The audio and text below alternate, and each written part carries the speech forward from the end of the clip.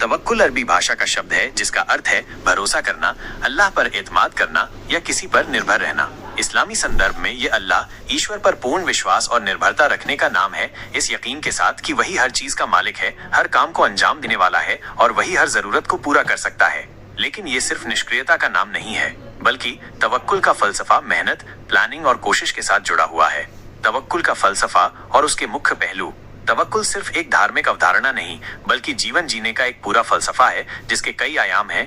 1. असबाब, कारण, अपनाना बनाम नतीजे की फिक्र। फलसफा तवक्कुल हमें सिखाता है कि हमें दुनियावी असबाब कारणों को अपनाना चाहिए, यानी मेहनत करनी चाहिए, सही कदम उठाने चाहिए और अपनी तरफ से पूरी कोशिश करनी चाहिए। उदाहरण के लिए, अगर आपको प्यास लगी है तो पानी का इंतजाम करना असबाब को अपनाना है। गलत धारणा, कई लोग सोचते हैं कि तवक्कुल का मतलब है कि अगर हमने अल्लाह पर भरोसा कर लिया तो कुछ भी करने की जरूरत नहीं। ये गलत है। सही दृष्टिकोण तवक्कुल ये है कि